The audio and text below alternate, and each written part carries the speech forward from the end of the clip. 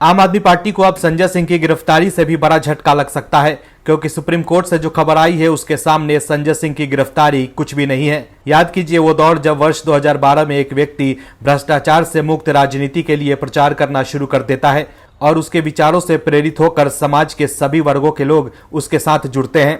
वो अपने गुरु अन्ना हजारे के विचारों के खिलाफ जाकर राजनीतिक दल खड़ा करता है, नाम रखता है आम आदमी पार्टी।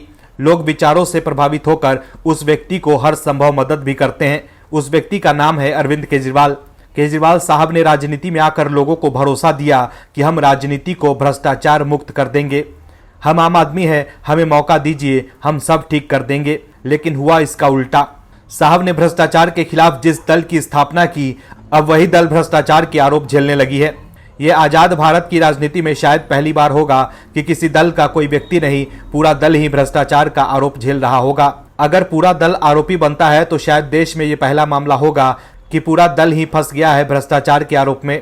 केजरीवाल साहब जो अपने आप को ईमानदारी की मूरत बताते थे कि हम इस देश के सबसे ईमानदार नेता हैं, अगर पार्टी आरोपी बनती है तो सीधे तौर पर केजरीवाल साहब ही जांच के घेरे में होंगे, क्योंकि पार्टी के संयोजक पद पर तो केजरीवाल ही बैठे हैं, वही पूरा दल अकेले चला रहे हैं। तो ये देश में शायद पहली बार होगा कि किसी राष्ट्रीय दल का एक नेता नहीं, पूरा दल ही आरोप झेलेगा, जिसके कारण उन पर भी कार्रवाई हो सकती है। और यह संभव भी पीएम मोदी के राज में ही हो सकता है कि जांच एजेंसी को इतना मजबूत और सशक्त कर दिया जाए कि कोई भी आरोपी बच न पाए। हम क्यों कह रहे हैं ऐसा कि पूरी आप पर लग सकता है भ्रष्टाचार का आरोप, बताते हैं आपको इस रिपोर्ट में। दरअसल मनीष सिसोदिया की जमानत याचिका पर सुनवाई के दौरान सुप्रीम कोर्ट ने ईडी और सीबीआई से कहा था कि अगर पीएमएलए के तहत शराब घोटाले से पार्टी को सीधा फायदा पहुंचा है तो पार्टी इस केस में क्यों नहीं शामिल है, उसे आरोपी या पक्षकार क्यों नहीं बनाया गया है। वहीं खबर के मुताबिक ईडी इस बात पर विचार कर रही है और ईडी पूरी आप पार्टी को आरोपी बनाने की तैयारी में भी है, क्योंकि आरोप है कि शराब घोटाले के पैसे का इस्तेमाल पार्टी के लिए चुनाव प्रचार में किए गए थे।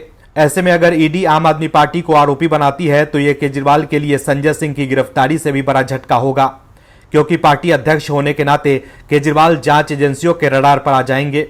और अगर पार्टी पर केस चलता है और आरोप सिद्ध हो जाते हैं तो पार्टी के ऊपर फाइन लग सकता है।